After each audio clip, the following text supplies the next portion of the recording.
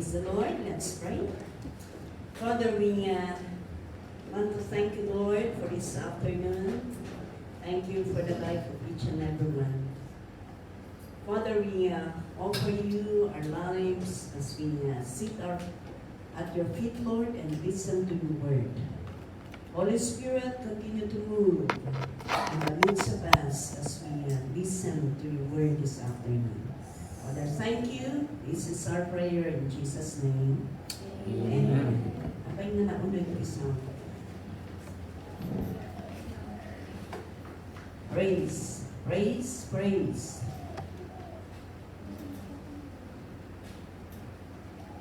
Ano nga eh? Okay lang ka?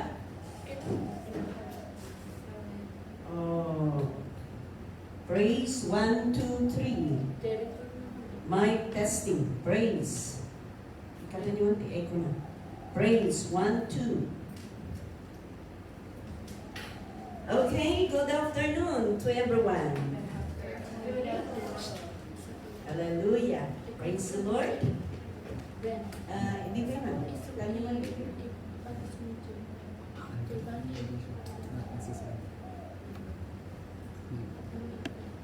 Hallelujah. Praise the Lord. 1, 2, mic testing. Okay ba ang sound? Okay? Hanggang na ulit. Okay na. Okay? Okay, so this afternoon, let's listen to the word of the Lord. Good afternoon to everyone. Our Europe brethren sending their greetings to everyone. Praise the Lord and thank you sa prayers ninyo at nakauwi tayo. Hindi maalis sa isipan kung nandyan ka doon sa air. Especially if you know that you are on the air for more than 13 hours. Imagine that 13 hours nandoon ka sa papawid, no? Hindi mo alam kung makakarating ka o hindi. But praise the Lord. When we went to Israel,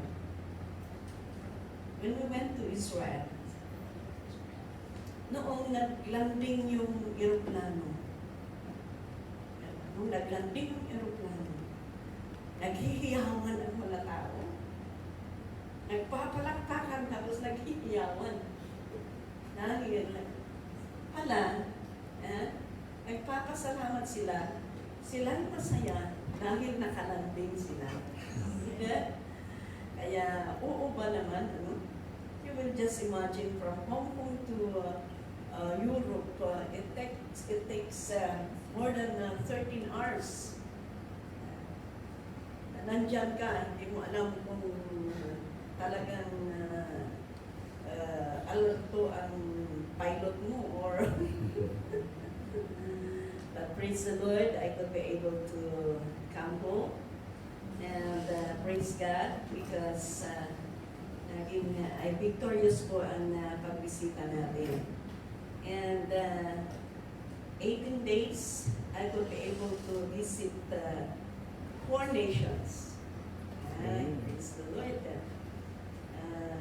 Naglanded po ako sa Paris, France. Then after France, we went to Geneva, that is Switzerland. And after Geneva, we went to visit Czech Republic. And we met Sister King, yung tambourine dancer na galing dito, and one of our brother from Elisan. They are working there. And after that, we went to Rome, Italy. So, within 18 days, ganun pala. Ganun pala ang kagustuhan ng Panginoon. Kung talagang kagustuhan ng Panginoon. Okay, anyway, our topic this afternoon is about God's plan. God's plan. Sino ang may plano sa buhay nito? May plano, tanongin mo ngayong katabi mo, may plano ka ba sa buhay? Siyempre naman, lahat tayo may plano, di ba? May plano ako, may plano ka sa buhay, may plano ka sa anak mo, may plano ka sa pamilya mo. Yes, marami tayong plano. Pero, ang pinakamagandang plano, ang pinakamagandang gagawin ay magpa-inline tayo doon sa plano ng Panginoon. But anyway, in Jeremiah chapter 11, am I right? 29 verse 11, I should say. And this is the word of, 11:29. 29 verse 11. Tama din naman. This is the word that came to Jeremiah from the Lord. Kaya ito po ang word ng Panginoon kay Jeremiah.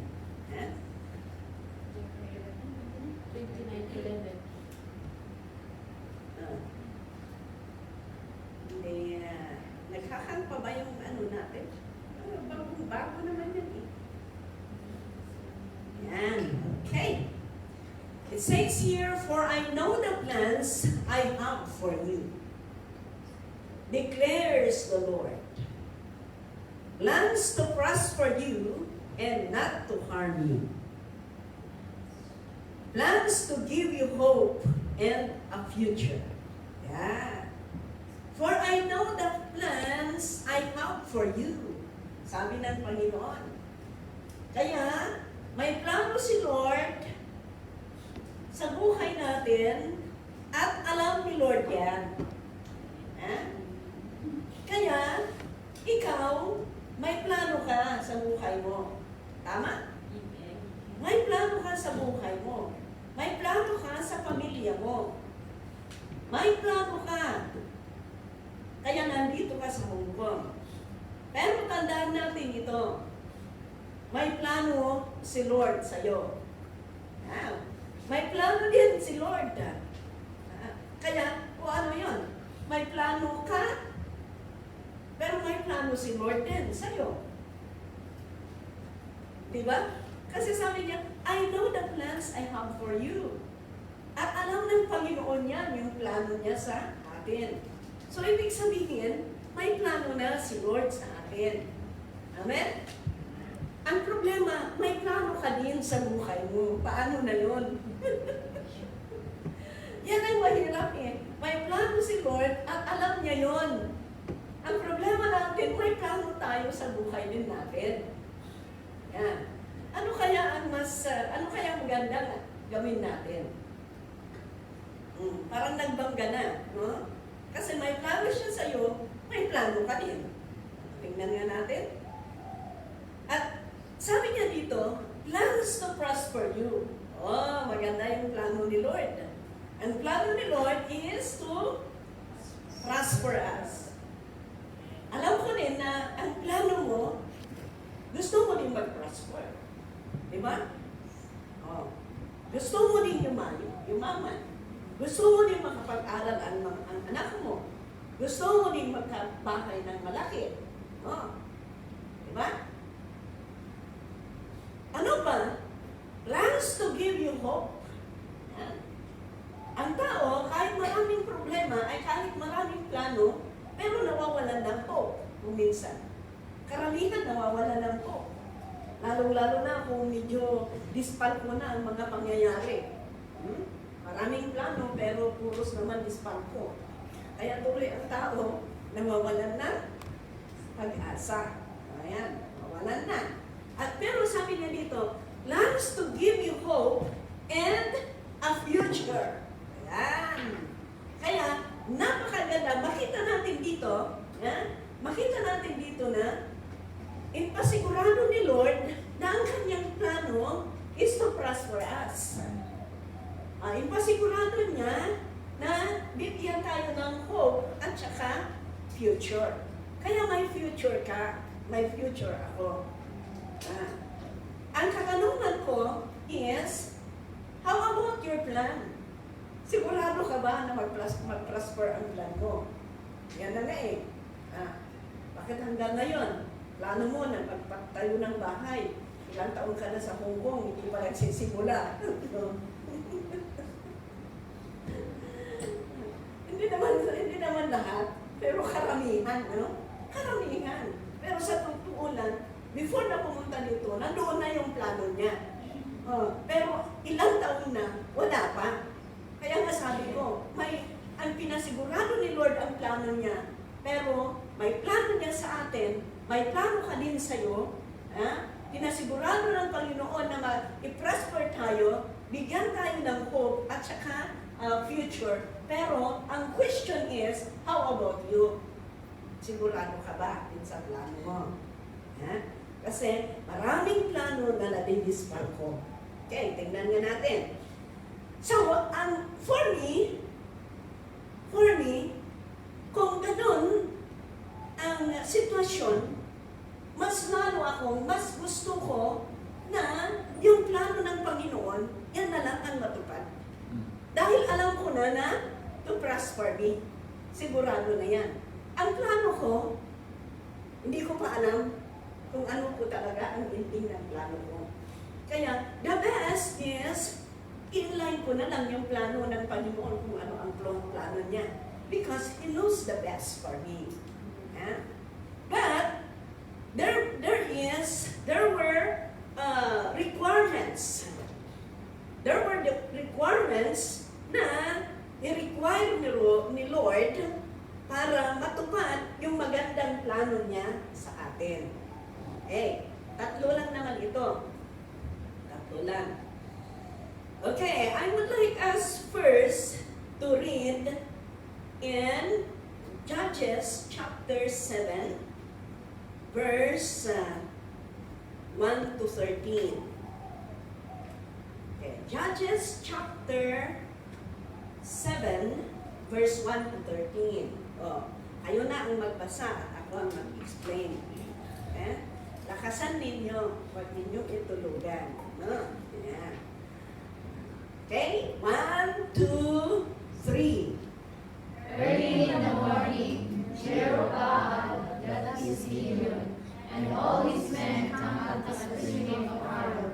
The camp of Midian was north of them, in the valley near the hill of Moreh. Verse 2. The Lord said to Gideon, You have too many men. I cannot deliver Midian into their hands, for Israel will boast against me. My own strength has saved me. Now announce to the army, anyone who trembles with fear may turn back and leave Mount Gilead. So 22,000 men left, while 10,000 remained. But the Lord said to Gideon, There are still too many men. Take them down to the water, and I will give them out for you there. If I say this one shall go with you, he shall go. But if I say, this one shall not go with you, he shall not go. So Gideon took the men down to the water. There the Lord told him, Separate those who lap the water with their lamps as a dog laps from those who kneel down to drink. 300 of them drank from cup hands, lapping like dogs. All the rest got down on their knees to drink. The Lord said to Gideon, With the 300 men that lap, I will save you and give the Midianites into your hands. Let all the others go home. So Gideon sent the rest of the Israelites home, but kept the 300, who took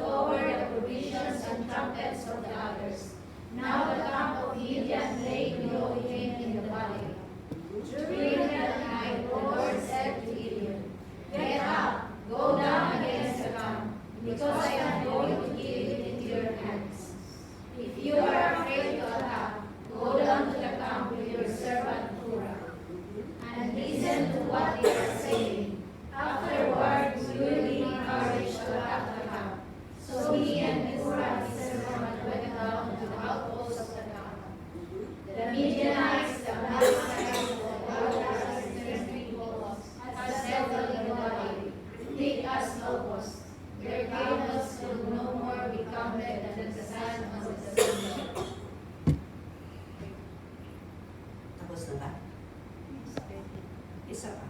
Gideon arrived just as the man was studying a friend of his dream. I had a dream. He was saying, a round loaf of barley bread found coming in the night time. It struck the tent with such force that the tent overturned and collapsed. Okay, so this is about Gideon. Gideon is an army of God, a leader. He has 32,000 followers. Imagine that. 32,000 followers. Okay? Si Gideon, siya po ang isang maliit sa tribe of Manasseh. Yeah? But we could see here, mga kaibigan, na gusto niyang para siya po ay talagang mananalo sa labanan. Mananalo at siya ay magiging victorious sa kanyang buhay. Makita natin dito na kailangan siya ay sumunod sa plano ng Panginoon. Okay? Siyempre, bilang isang commander, gusto mong palaging victorious ka. Gusto mong palaging manalo ka. Gusto mong palaging ikaw ang nasasaluduhan. Tama? Tama? Okay. Pero, makita natin dito na gusto ng Panginoon na si Gideon, para matupad ang plano ng Panginoon sa kanyang buhay, ay gusto ng Panginoon na mai-inline niya ang buhay niya sa plano ng Panginoon. Okay, so makita natin dito, dito po sa nabasa natin, makita natin dito ang tatlong requirements sa plano ng Panginoon, of God's plan. Yeah? Para matupad ang plano ng Panginoon sa buhay mo, may tatlong bagay na dapat natin gawin. Okay? Tatlong bagay na dapat nating gawin. Ano yung una? Okay? It is God's plan to God's plan requires total surrender. Yeah? Kailangan na para yung plano ng Panginoon ay mangyari sa buhay natin, kailangan ang total surrender. Gideon was a man with 32,000 followers. Imagine that. But by following God's plan, he saw his army na kailangan ma-reduce. Yeah? Kailangan ma-reduce. He saw his army na kailangan na ma-reduce yan dahil yan ang kagustuhan ng Panginoon. Okay? Imagine that, his rank lowered and his pride, na-crush yung pride ni Gideon. Bakit na-crush ang pride ni Gideon? Kasi, siyempre, siya po ay isang general. Gideon, General Gideon. Sabi ng Panginoon, ang dami yung army mo. Sabi ng Panginoon, ang dami ng army mo. Hindi pwede yan. Kailangan i-lower mo. Kailangan i-lower mo. Imagine that. Kaya kailangan talagang isurrender mo sa salita ng Panginoon. Sa utos ng Panginoon, siyempre imagine mo si Gideon general siya. Tapos ipa-reduce mo yung army mo. Ialam mo, ang kalaban mo talagang ang dami-dami Tapos ipabawas yung ano mo, yung army mo. Kung hindi, wala ka talagang tiwala sa Panginoon, hindi mo pwedeng magawa yun. Hindi mo pwedeng magawa yun kung if you just magtiwala ka lang sa sarili mong kalakasan, kagalingan, wala talaga, hindi mo maisurrender yan. Hallelujah. So, yan po ang nabasa natin kung paano yung sabi ni Lord, ang dami yung ano mo, Gideon, ang dami yung army mo. Ilan ang inalis ni Lord sa army ni Gideon? Ang una? Ilan? Yung 22,000. kanina. Kaya nga, pinabasa ko sa inyo. Ayan. So, 22,000, ilan ang natira? 10,000. 10,000! Imagine that. 32,000, bawasan mo, sabi ni Lord. Pero, may requirements na naman para mabawasan. Ano yung sabi niya doon? Anong sabi ni Lord? Take down. Hindi, yung first. Yan.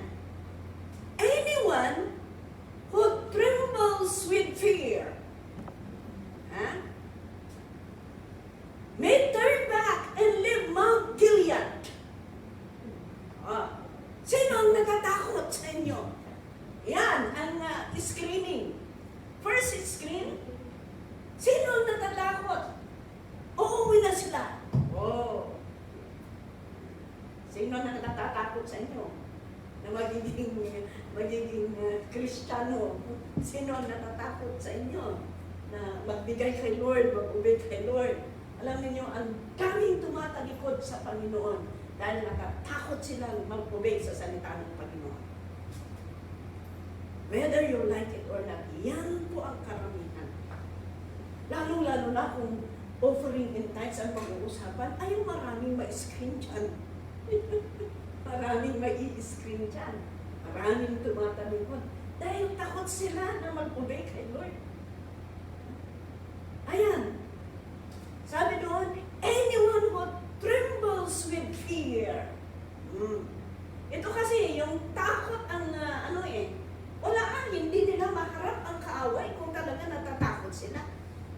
Yeah. The same, we cannot forward. Everyone who fear cannot forward, I tell you. Kahit natatakot lang sa al-alya.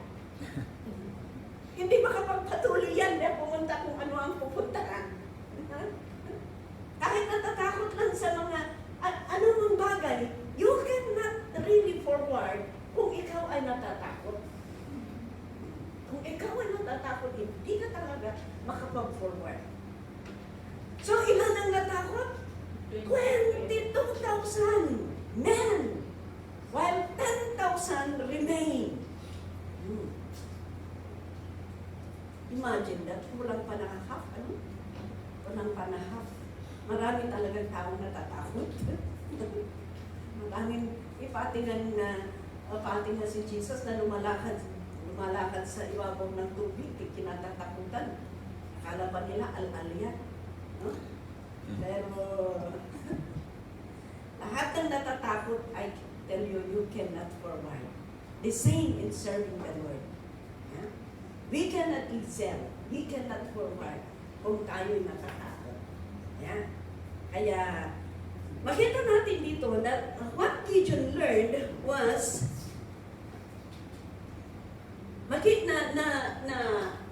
na pag-aralan ni Gideon dito na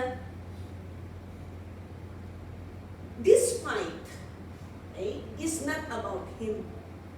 Yeah? This fight is not about him. Okay? This battle was about the Lord. Gideon had to come to a place where he was willing to lay his plans. His goals, His dreams, His will.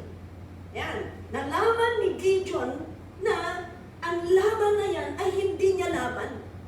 Nalaman niya na talagang kailangan isurrender niya dahil laban ng Panginoon yan. Kailangan isinurinder niya ang plano niya, ang goal niya, ang will niya para mag-take over ang plano ng Panginoon sa kanya. Hallelujah. Tayo din yan. Alam ninyo kung talagang plano ng Panginoon, kung talagang plano ng Panginoon, walang talagang makakahanda. Kahit lang yung ginagawa mo, walang makakahanda.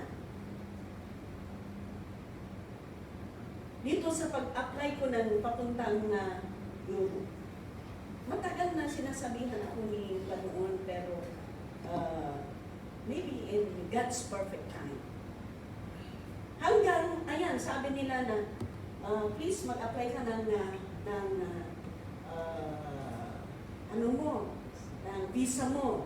So, I tried to apply. Nung nag-apply ako yan, nag-apply muna ako ng visa ko ng Japan. Yeah? Kasi hindi pwedeng magsabay. Kasi nauna niyan Japan, kaya yan ang naunang in-applyan ko. After yung na-receive ko yung visa ko sa Japan, doon ako nag-apply ng Schengen visa ko o Europe plan. But when I applied, yung convention natin sa Pilipinas. So, nung nag-apply ako, bago pinasok ko na lahat-lahat na. Then, our convention in the Philippines is approaching. So, I need to go and borrow my passport. Naparang ko binulol ba na Tagalog ba dito? Meron? Yan. Pinuntahan ko, kinuha ko, hiniram ko yung passport ko. Then, after convention sa Pilipinas, pumunta kami sa Japan. Then after that, ibinalik ko yung passport ko sa agency. Pero sabi ko, but I have a problem. I need to come again and borrow my passport because next week I will be flying to Taiwan. Yan, Taiwan. Pero sabi yung officer, sabi niya, no, you cannot do that. You need to decide. If you cancel your application to Europe, then you will continue to go to Taiwan, or you cancel your trip in Taiwan so that we will continue your application to Europe. Sabi niya.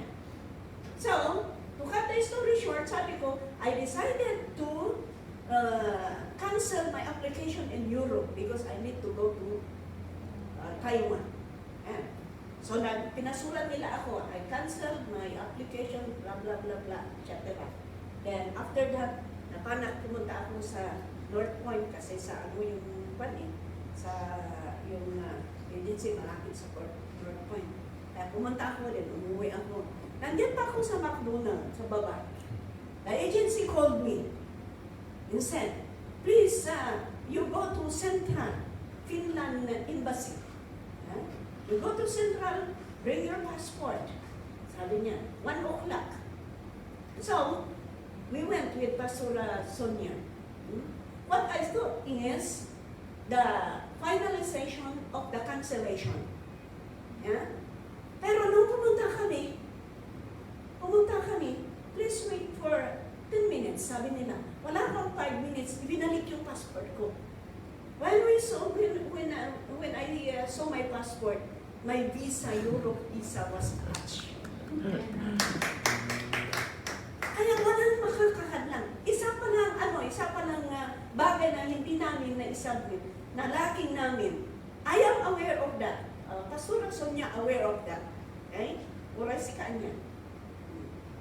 Dahil proof of address is same.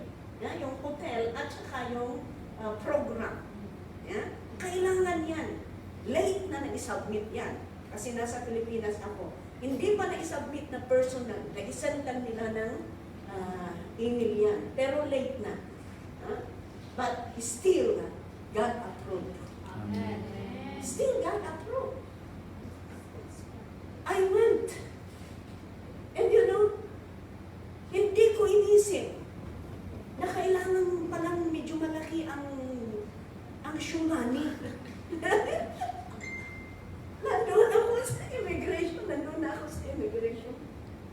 Sabi yung officer, do you have money? Sabi niya, kasi tourist eh. Do you have money? Ay, ano? Hindi ko inisip. Yung show money ko lang na 10,000 Hong Kong dollar na pumunta sa Japan. Yan lang ang hawak ko. Hindi pwede yan kung punta ka sa Europe. Sabi ko, ay ha? Pinakita ko pero hindi ko sinabi kung magkano. Malalaki yung 1,000 natin, di ba? Malalaki yung 1,000. Pinakita ko. This is my... do you have money? Yes, I have. Sabi ko, how much that in euro? I don't know. Pero talagang alam ko na. Alam ko talagang kulang na kulang yan. Pero, nag-isip ako, walang laman yung mga, hindi naman ko. Pero, but I have AT&T. Kahit walang laman, hindi naman nila ipapasok. Alam ko din naman hindi nila yun. Bakit ipapasok pa? Paano nila i-check nila yun? But I praise God dahil to cut the story short, hindi naman, yan lang naman ang ano nila, ang tanong nila. At ayan, ano ako na pumasok ko. Kaya sabi ko po, na bakit kasi hindi ko inisip yan na pinadagdag lang yung shumali ko. Pero ganun talaga kasi kung magbibiyahe ako, hindi ko naiisip ang mga yun. Dahil alam ninyo sa grasya at sa kapangyarihan ng Panginoon, kami nagbibiyahe po pa kami. Nagbibiyahe kami. Umuwi kami, dumarating kami doon na kahit man lang 5 centavos na pera namin wala kami nakagastos. Yan po ang kapangyarihan ng Panginoon. Kaya kung gusto din ninyong mag-travel, mag-full time tayo.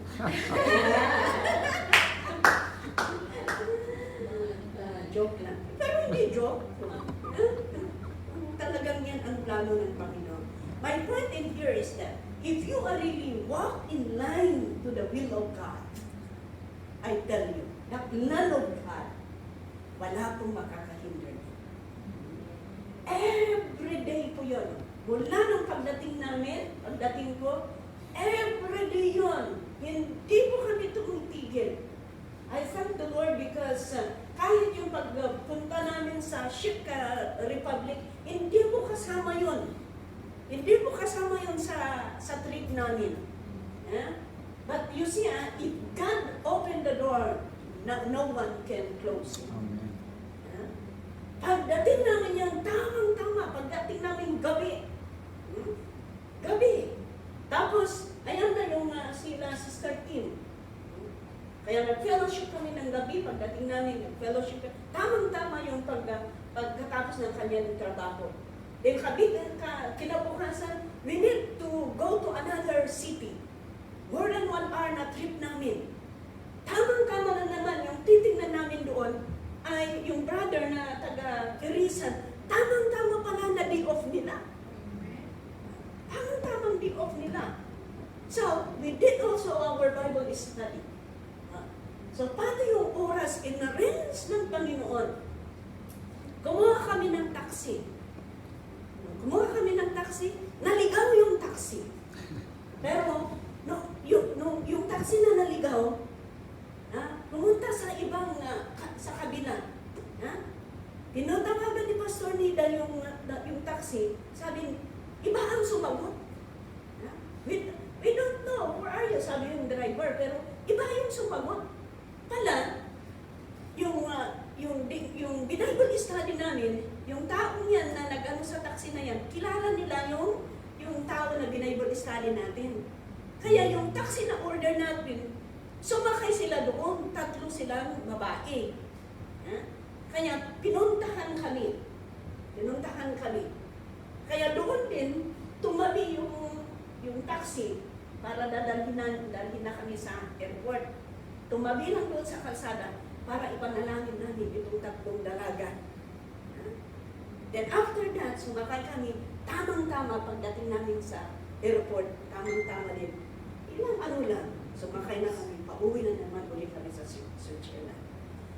Tamang-tama lahat yung oras. Inilaan, may program lahat ng Panginoon. Kaya sabi namin, wow naman si Lord, siya ang nagsundo. Naligaw yung taxi, may susunduin pala para dadalhin sa amin. Ang galing si Lord talaga. Alam niya ang kanyang ginagawa. Alam niya. Kaya, bali, 5, 6, 7.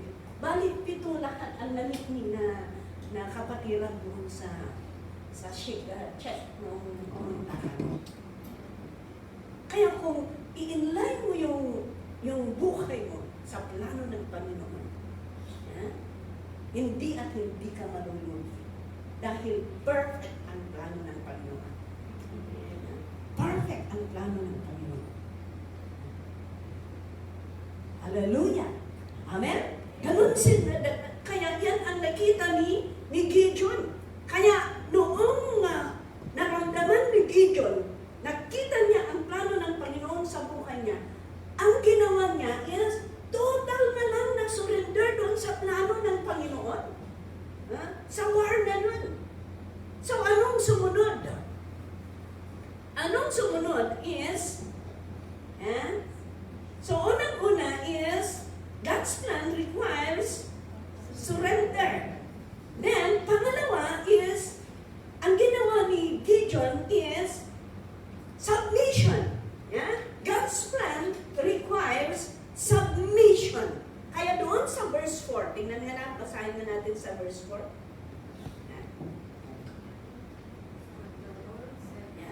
But the Lord said to Gideon, there are still too many men. Take them down to the water. And I will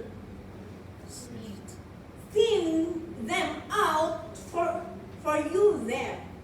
If I say, this one shall go with you, he shall go.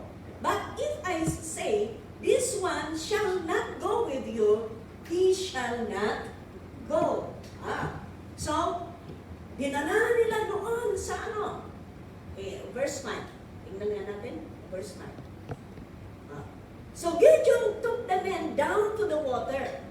There the Lord told him, separate who lap the water with tongues as a dog laps from those who kneel down to drink.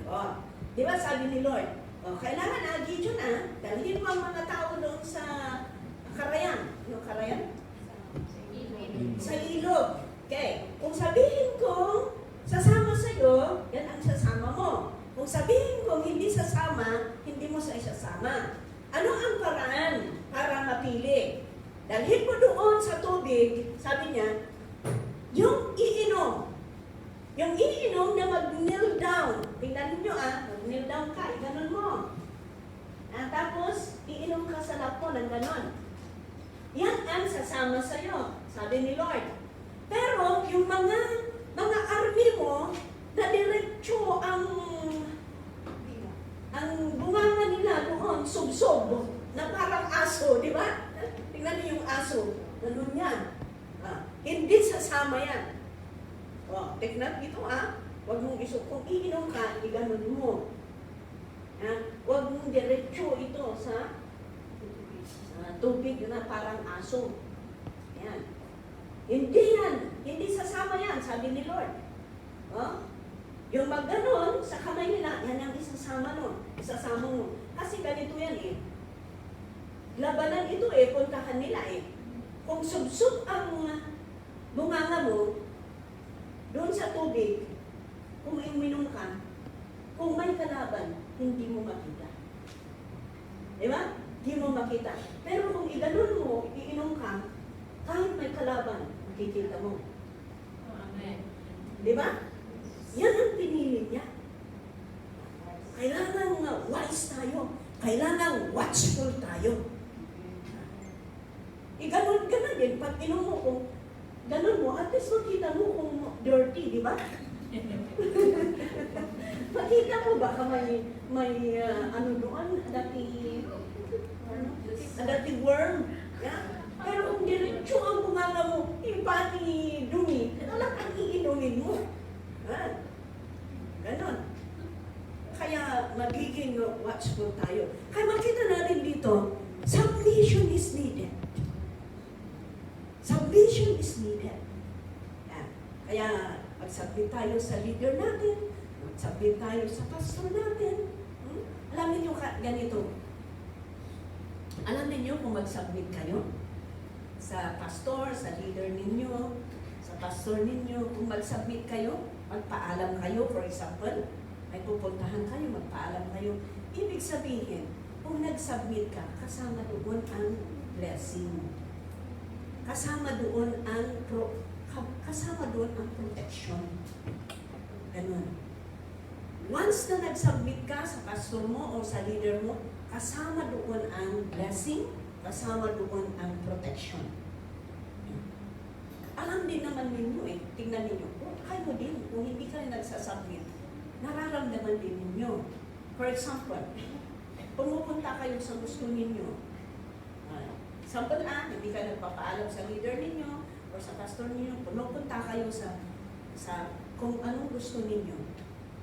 Alam niyo, kung talagang committed ka ng Panginoon at hindi ka nagsasubmit, nararamdaman mo din yan. Kaya iba sa inyo, kung pupuntahan kayo, nahihiya kayo din.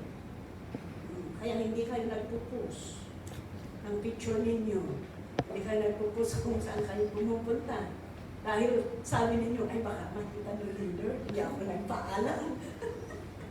Ganon din. Yes, because ganon talaga ang katotohanan. Pero kung, ay, sister, magpaalam na ako, pupunta na ako dyan, ganito, ay, very ka na magpo-post ng kung ano ang pinupuntahan mo. Dahil alam mo, nagpaalam ka. Submission is needed. Submission is needed. Kaya si Gideon, kailangan nagsabitan at sabi niya, yes, your honor. Yes, your honor. Kailangan alam mong makinig. Kaya anong nangyari? Ilan po ang natira? Ilan ang natira?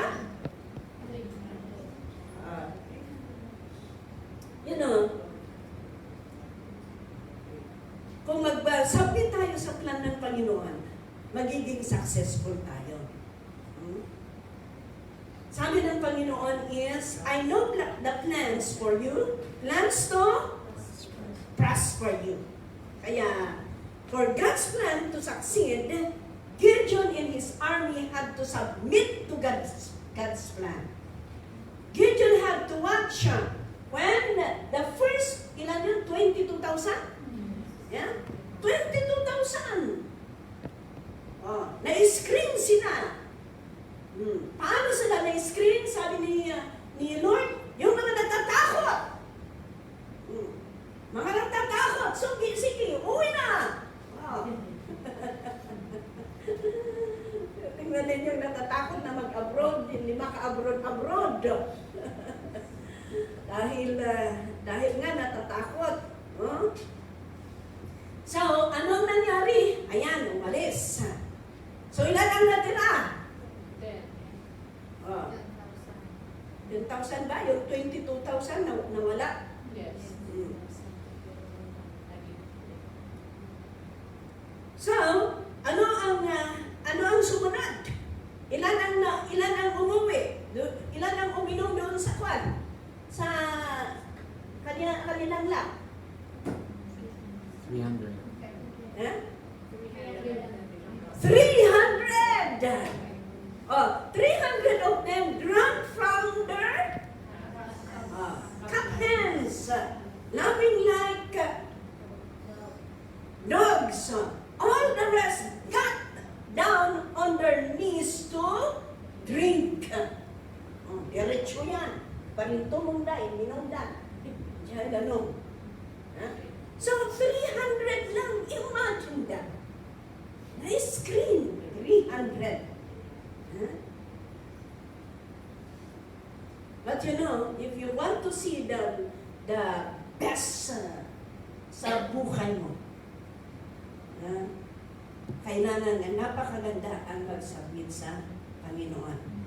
In the Word of God, so 300, Gideon and the 300 remain obedience to God's plan and command. So, ano ang ginawa nila? Sila ang nakipaglaban. Alam niyo, makita natin dito, napaka-importante ang mag-obey, mag-submit sa ating Panginoon. Mag-obey bilang isang anak ng Panginoon. In 1 Samuel chapter 15, 1 Samuel chapter 15 verse 22. Sabi doon, but Samuel replied, does the Lord delight in burnt offerings and sacrifices as much as in obeying the Lord? To obey is better than sacrifice, and to heed is better than the fat of rams.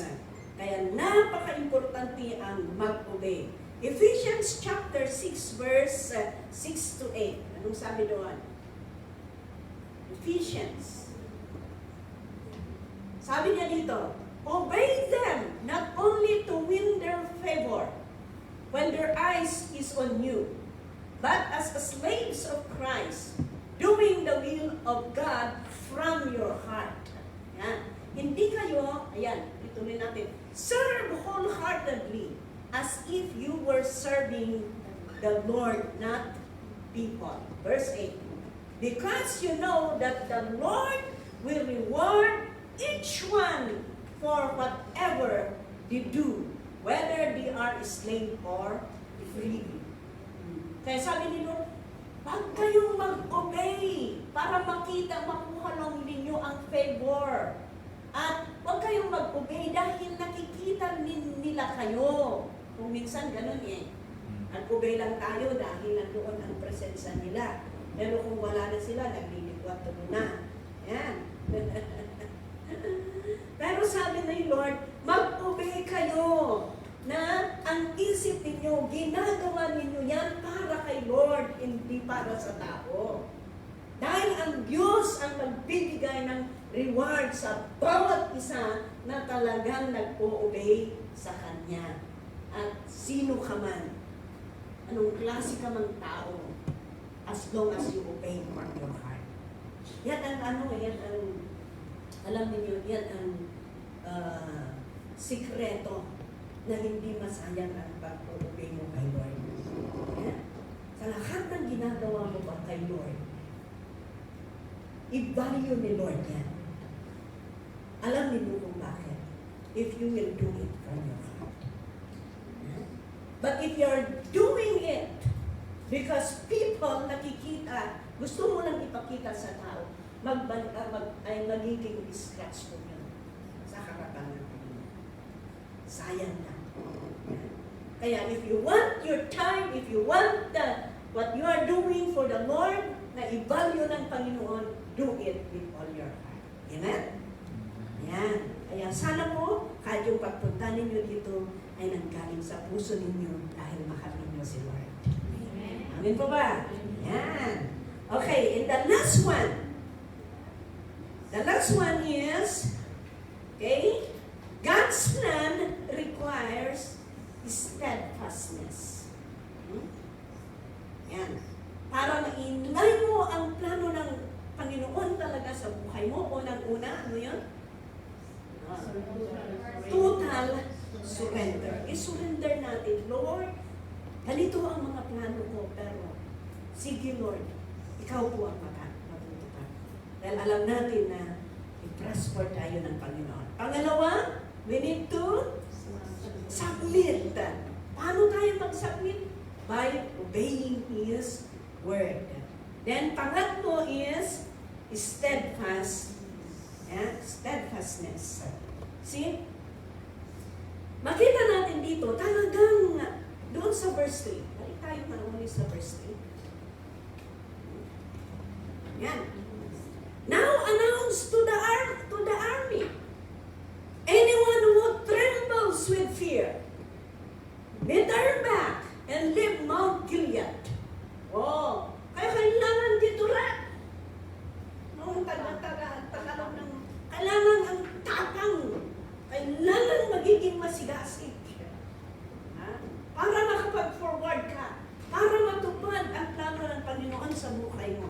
Huwag at huwag kang basta mag-give up.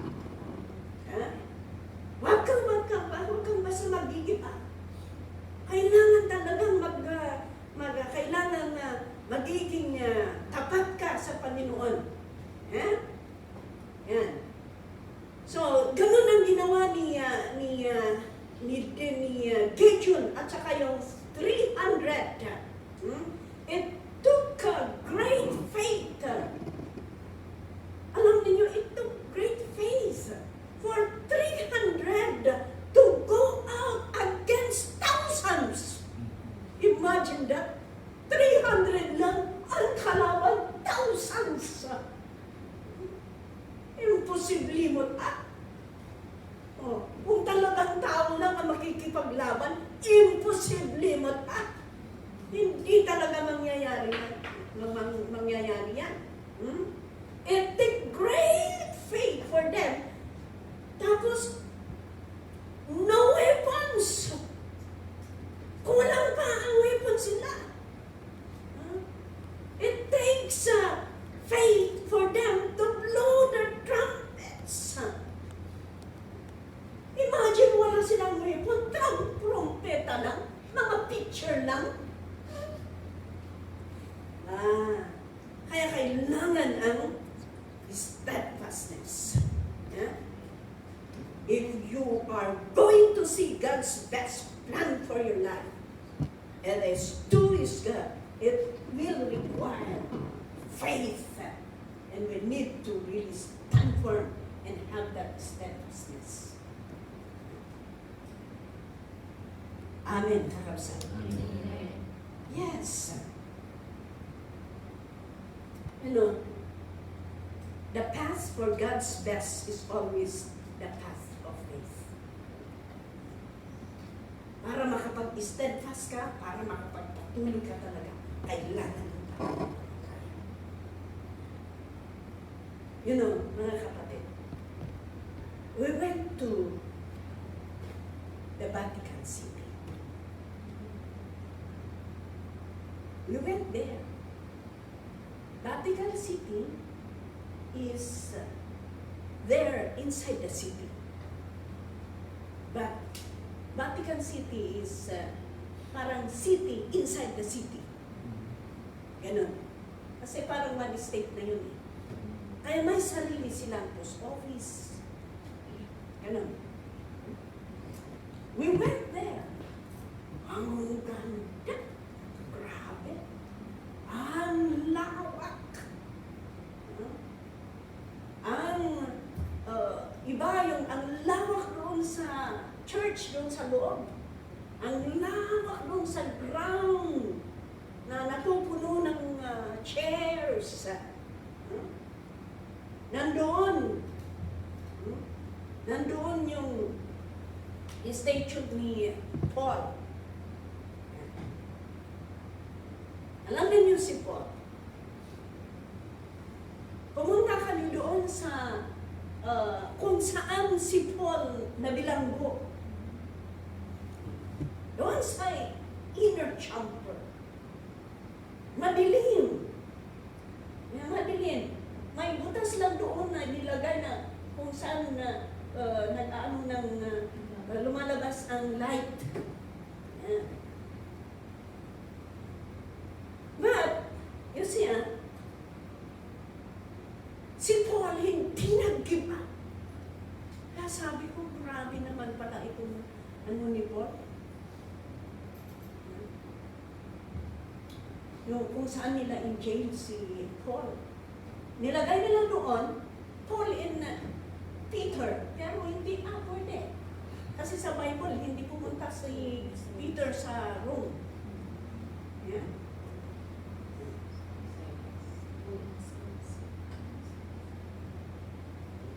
Ang statue ni Paul nandoon sa Vatican. Yeah. Pero alam niyo, okay lang.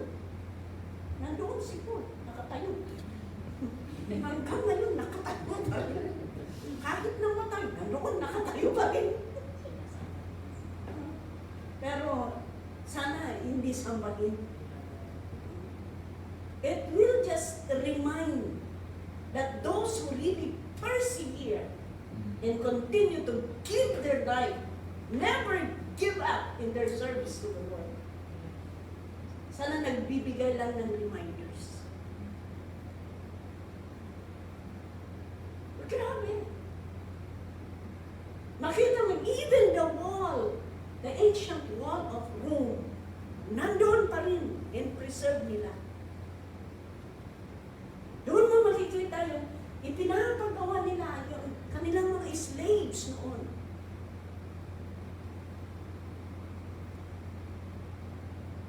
Kaya, sabi ko sa mga taga doon na sana naging reminders itong mga journey, mga paglalakbay at paglilingkod ang ating mga ninuno, servants ng Panginoon, na kahit sila napahirapan dahil sa kanilang paglilingkod, tumayo pa rin sila hanggat sa kahuli-huli ang hininga. Hindi sila nag-give up sa kanilang pananampalataya. Sana ganun din sa atin. Kailangan magiging matatag. Kailangan maging matatag tayo sa ating paglilingkod. Magpatuloy sa ating paglilingkod sa Panginoon. Hindi nawawala ang pagsubok sa buhay. Hindi nawawala yan. Kapartner yan sa buhay natin. Dahil ang mga testing na yan, may ginagawa sa buhay natin na para po sa kaibubuti ng ating paglilingkod kay Lord. Maybe we can discuss that. Next na, ano ngayon, Wednesday? Ano ba ang mga plano ng testing sa buhay natin? Ano ba ang plano ng mga paghihirap sa buhay natin? May plano yan kung bakit inaalaw ni Lord. Pero hindi po para tayo'y ma-destroy, but it is for our own good. Kaya yan po, so that para matupad yung plano ng Panginoon sa buhay natin, kailangan unang-una, i-surrender natin. Alam natin na i-surrender natin ang buhay natin, ang plano natin, ang goal natin. Dahil alam ninyo mga kaibigan, kahit plano ka ng plano, kung hindi pa rin alam ng Panginoon, nasasayang lang yung kapaplano mo. Yes. Marami din akong plano. Gusto ko, Panginoon, mag-doktor ako. Sabi ko, gusto ako, Panginoon, mag-aral ako. Pero hindi natupad. Pero okay naman. Pag-pray ko naman yung tao, kung will ni Lord, nagagamot naman. Parang doktor din.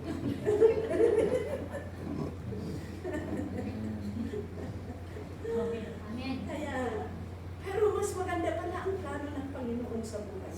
Amen. Kung tinututal ko ang mga lugar na kung saan ako dinadala ni Lord, kung nagdoktor ako, baka hindi ko napuntahan yun. Yeah? Wala puntahan yun. Pero sa bagay, kung ano talaga ang plano ni Lord, yan pala, yan rin ang matupad. Yung kapatid ko nga, doktor. Kung kulang ang napuntahan, yan. Kung kulang ang napuntahan. But you know, ganun ang plano ni Lord. So, kailangan na i-imply natin. Yeah? Kung hindi natutupad ang plano mo, you better say to the Lord, Lord, let thy perfect will be done. Yeah? Kung may plan man ako, sige, ikaw pa rin, Lord. Basta maglingkod ako, in-line ko ang buhay ko sa iyo, ikaw pa rin ang matupad, Panginoon. Second, submission. We need to know how to submit our lives to the Lord. And, ano yan? Pangatlo, kailangan magiging matatag tayo. Huwag kayong magiging.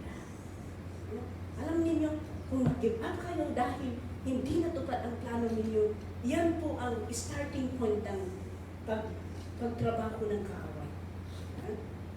Trabaho ng kaaway, kaya ayan na, sunod-sunod na. Nalisbal ko lahat ang plano mo, lahat ng mga goal mo, wala. Anong mangyayari? Mamaya, nadidepress ka na. Mamaya, yan ang sinakyan ng kaaway. Hanggang nasira na ang plano mo, nasira na ang goal mo, nasira na ng lahat ng plano mo, masisira ka ang buhay mo. Paano na yan? Yeah? But if you know how to align your plan with the Lord, God will prosper. So ganda, i-submit natin, magiging matatag tayo. Yan. Nag-fail ka man sa plan mo, yan, ilagay mo, Lord, I know you have a plan for me. And your plan is perfect. You will prosper me and give me hope and a future. Yan po, mga kaibigan, para hindi tayo basta mag-give up. Amen po ba? Yan. Hallelujah. So, yan po ang ating topic this afternoon. Sabi ko nga, the path of God's best is always the path of faith. Kaya kailangan magiging matatag tayo sa ating pananampalataya natin. Father God in heaven, we want to thank you, Lord, for your word that we have heard. Tulungan mo kami, Panginoon, para kung ano man ang plano namin sa buhay, isubmit namin sa iyo at hayaan mo na ang plano mo ang matutupad sa amin dahil your plan is perfect, O Lord God. So we just submit everything, we surrender our lives to you, our goal, our plan, and everything, Lord, we submit to your will, O Lord God, and let thy will be done in our lives. At tulungan mo din kami na hindi kami basta mag-give up, bagkus magiging matatag kami sa aming pananampalataya. Dan alam po namin, Panginoon, na pinangako mo na kung kami ay tapat sa iyo, tapat ka din sa amin. Lord, thank you. Bless your word and bless your people. In Jesus' name, amen. Amen. Hallelujah. Palakpakan natin ang Panginoon.